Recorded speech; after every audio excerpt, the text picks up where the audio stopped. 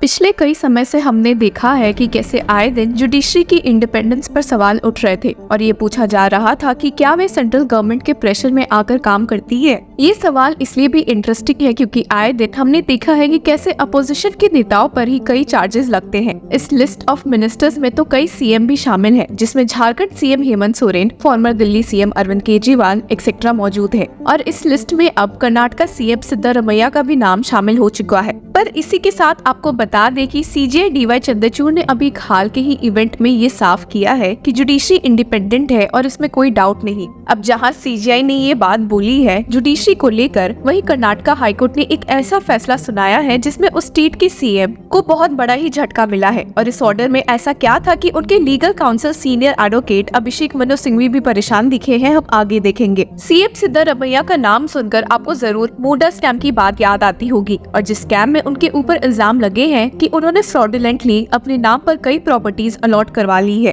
हालांकि इस स्कैम से ज्यादा यहाँ पर सीएम और गवर्नर थावर चंद गहलोत के बीच के झगड़े सामने आए हैं, जब गवर्नर ने कुछ कंप्लेंट्स की बेसिस पर सीएम सिद्धारमैया के खिलाफ प्रोसिक्यूशन शुरू करने के लिए परमिशन दे दी थी। सीएम सिद्धारमैया इस टर्न ऑफ इवेंट से काफी शॉक दिखे थे और जिसके बाद ही दोनों के बीच काफी दरार आ गई। पर बिना देरी करते हुए इस ऑर्डर को क्वॉश करवाने की मांग सीएम ने कर्नाटका हाईकोर्ट से की और इसी हियरिंग में उनके बिहाफ पर सीनियर एडवोकेट अभिषेक मनु सिंघवी ने गवर्नर को फटकारते हुए कहा है कि गवर्नर ने इस मामले में परमिशन देकर गलती की है, जो कि उन्हें नहीं करना चाहिए था। लेकिन उल्टा इस केस में सीएम के साइड को डांटते हुए गवर्नर की ओर से सॉलिसिटर जनरल तुषार मेहता दिखे हैं, जिन्होंने कहा है कि एक सिटिंग मिनिस्टर के खिलाफ एक्शन लेने के लिए गवर्नर की परमिशन लगती है और इस केस में गवर्नर ने कुछ गलत नहीं किया है। इस मामले में अपने फैसले को रिजर्व करने के बाद अब कर्नाटका हाईकोर्ट के जज जस्टिस एम नागप्रसन्नन ने जहां फैसला डिस्क्लोज किया है, उसके पहले ही कर्नाटका में मामला काफी बिगड़ गया है, क्योंकि ये कोई छोटी बात नहीं है कि किसी स्टेट के सीएम के खिलाफ चार्जेस और क्रिमिनल कंप्लेंट्स फाइल होने लगे।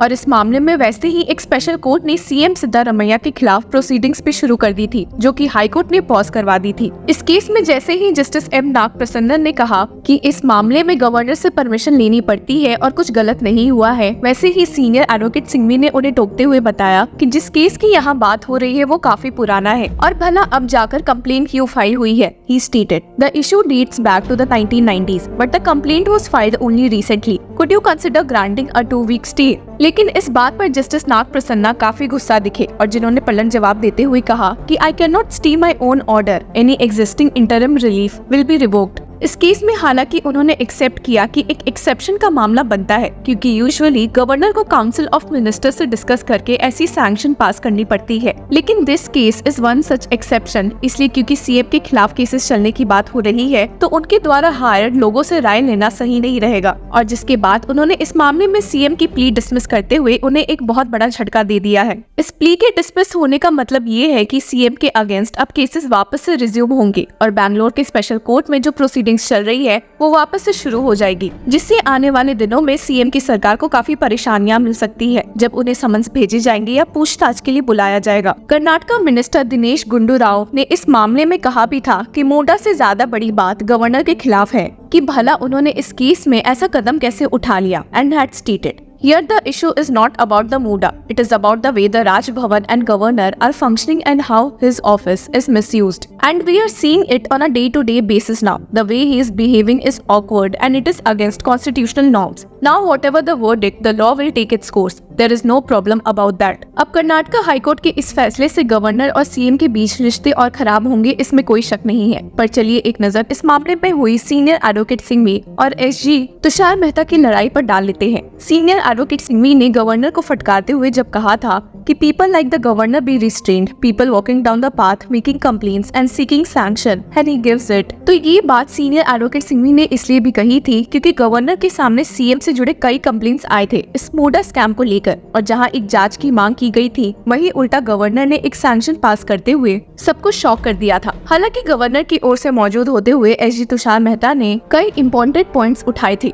सीनियर एडवोकेट सिंघवी ने पिछली हियरिंग में गवर्नर पर कई इल्जाम लगाए थे और कहा भी था कि ये सैंक्शन पास करने के लिए उन्होंने एप्लीकेशन ऑफ माइंड यूज ही नहीं की है और न ही इस मामले में कैबिनेट मिनिस्टर्स की राय ली है। हालांकि इसका पलट जवाब देते हुए एसजी तुषार मेहता ने कहा कि next contention I would assist is why the governor was to act in his own discretion and not aid and advice of the cabinet because the chief minister is facing allegations. और governor को defend करते हुए SG Tushar Mehta ने state भी किया कि एक governor इस मामले में अपना फैसला तभी देगा जब उसे प्राइमा फसाई फील हो कि एक क्रिमिनल केस बनता है और केस के मेरिट में जाने की कोई नीड नहीं है। He stated governor will only go by prima facie whether investigating agency is required to investigate or not. Any order to be passed has to be on application of mind and extent will be on case to case basis and facts of the case. SG Tushar Mehta ने फिर से senior advocate Singhvi के इसी point को फटकारा है कि भला governor उन मिनिस्टर्स की राय इस मामले में कैसे ले सकते थे जिन्हें सीएम द्वारा ही अपॉइंट किया गया था and stated the governor would appoint minister on the recommendation of chief minister. This is one of the factors the governor considered to act on his discretion or aid of councils of ministers. Governor की duty बनती है कि वे ऐसे मामले में एक order pass करे और इसी पर जोर देते हुए एसजी तुषार मेहता ने स्टेट किया if cognizable offence is made out he is duty bound to register the case. Police officers under section 154 are duty bound same is the function of any approving authority. एक point और जिसको senior advocate Abhishek Manu Singhvi फटकार रहे थे वो ये था कि गवर्नर गहलोत के पास 3 कंप्लेंट्स आई थी रिगार्डिंग सीएम, पर उन्होंने सिर्फ एक पर ही शो कॉज नोटिस इशू किया था और बाकी पर नहीं, और ऐसे में फिर सैंक्शन पास करना सही नहीं था। इस बात का भी पलट जवाब देते हुए एसजी तुषार मेहता ने स्टेट किया था कि merely because honorable governor thought of issuing show cause in one complaint and not others, it would not mediate the proceedings। और इस बात को भी डिसमिस किया है एसजी तुषार मेहता ने जिसपे गहलोत पर एक फास्ट एक्शन लेने का भी इल्जाम लगा था and stated he discusses the issues with the officials assisting him. He goes through the charts and dictates his own prima facie conclusions considering allegation reply and then his dictation of order। अब इन 3 complaints में हमने देखा है कि private individuals, social activist और एक lawyer Abraham शामिल थे और ऐसे में प्राइवेट कंप्लेंट्स की बेसिस पर गवर्नर ऐसा कदम नहीं उठा सकते, सीनियर एडवोकेट सिंघवी का कहना था। लेकिन इस बात से एसजी तुषार मेहता ने बिल्कुल भी अग्री नहीं किया और डांटते हुए कहा कि something which was unfortunately argued by petitioner was that private person can not seek approval. AG had even opinioned that even private complainant can seek approval। इस पॉइंट पर हाईकोर्ट ने भी अपनी बात रखते हुए स्टेट किया कि setting of criminal prosecution in motion can be set by anybody, only investigation by investigating officer is to be done after sanction of approval. और इनसे जुड़े पॉइंट्स भी अपने ऑर्डर में जस्टिस एम नाग प्रसन्ना ने ऐड किए थे। अब देखना ये है कि कर्नाटका हाईकोर्ट के इस ऑर्डर के बाद क्या सीएम सिद्धारमैया सुप्रीम कोर्ट का रुख करते हैं या नहीं। इस मामले में आपकी क्या राय है, हमारे साथ जरूर शेयर करें। Until then keep following law चक्रा।